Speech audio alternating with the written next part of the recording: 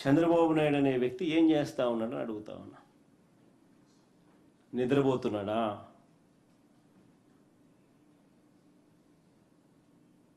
చంద్రబాబు నాయుడు గారిని గట్టిగా అడుగుతా ఉన్నా, నిన్ను ముఖ్యమంత్రిగా చేసింది ఎందుకు అని.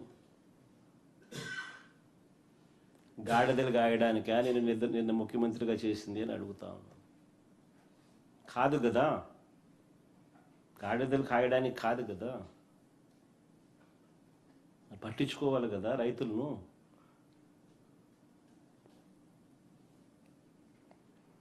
చివరికి ఏ స్థాయిలో నిజంగా చంద్రబాబు నాయుడు గారి ప్రభుత్వాన్ని చూస్తే బాధ ఎక్కడ అనిపిస్తుందంటే, పులివెందుల్లో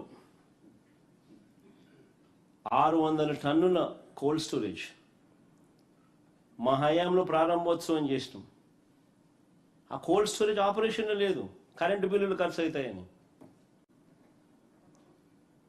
that is the flight of farmers. ఈరోజు ఆంధ్ర రాష్ట్రంలో రైతుల పరిస్థితి అంత దయనీయంగా ఉంది.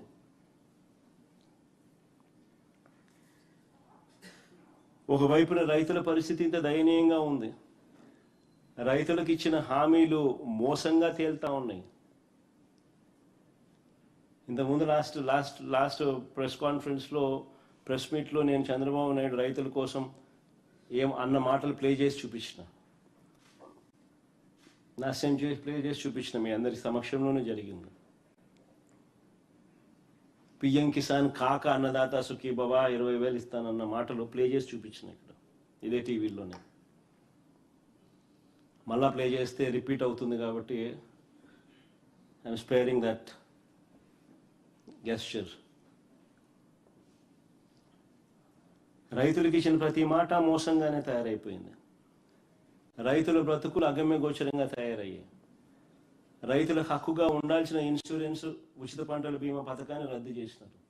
ఇన్పుట్ సబ్సిడీ సమయానికే సీజన్ ముగిసేలోగా ఇచ్చే ఇన్పుట్ సబ్సిడీ దొరకకుండా పోయింది. ఆర్బీకేలు నిర్వీర్యం అయిపోయినాయి. ఈ క్రాప్ వ్యవస్థ తెరమరుగైపోయింది.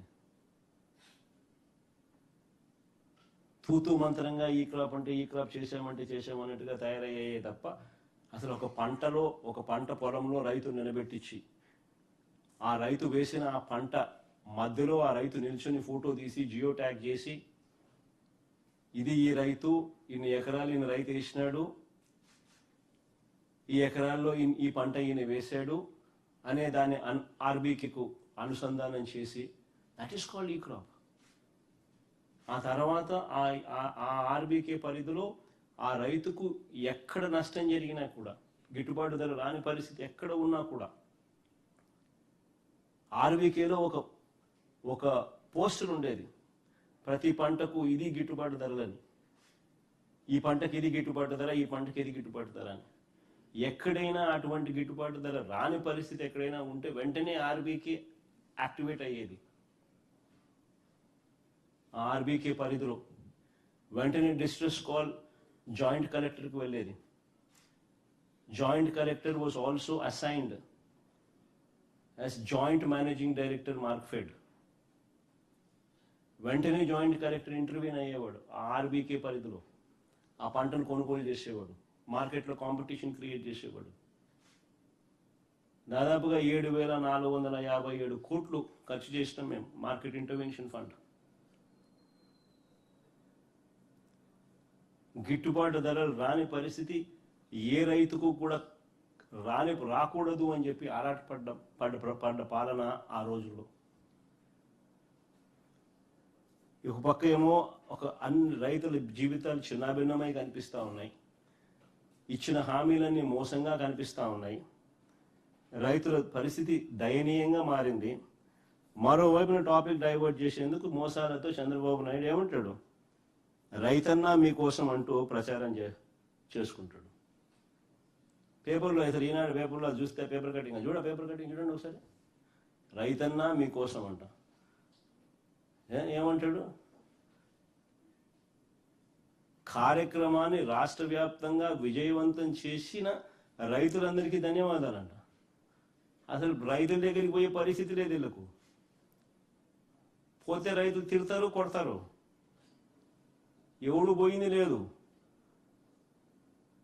విజయవంతం అంట. కార్యక్రమాన్ని రాష్ట్ర వ్యాప్తంగా విజయవంతం చేసిన రైతులందరికీ ధన్యవాదాలంతా. ఆశ్చర్యం అంటే ఆశ్చర్యమైన అడ్వర్టైజ్మెంట్లు, బుల్డోజింగ్, గోబెల్స్ ప్రచారాలు.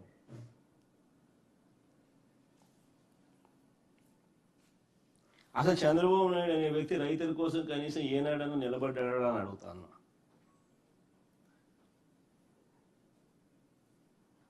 పైపెచ్చు ఈ ఒక్క మోసమే కాదు, ఈ ఒక్క అబద్ధమే కాదు, పైపెచ్చు ఈ మధ్యకాలంలో ఇంకొక అబద్ధం కూడా నిస్సిగ్గుగా ఆడుతా ఉన్నాడు.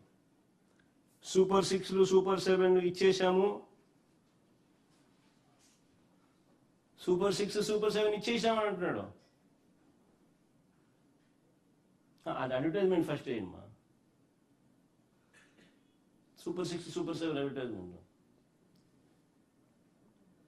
కాదు. సూపర్ 6, సూపర్ 7 అడ్వర్టైజ్మెంట్లు అది కూడా ఇచ్చేసేమని. సూపర్ 6, సూపర్ 7 అడ్వర్టైజ్మెంట్లు కూడా ఇచ్చేసినామని చెప్పి రాస్తున్నాడు. ఆశ్చర్యం కలిగించే విషయం ఏంటంటే అసలు సూపర్ 6, సూపర్ 7లు ఈయన ఇచ్చినటివి ఏం చేశాడని అడుగుతా ఉన్నా.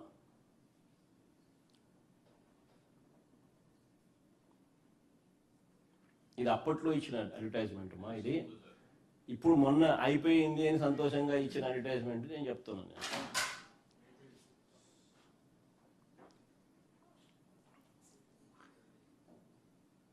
ఆశ్చర్యం కలిగించే విషయం ఇది సూపర్ 6 అడ్వర్టైజ్, ఇది సూపర్ 6, సూపర్ 7 ఆయన చెప్పినవి.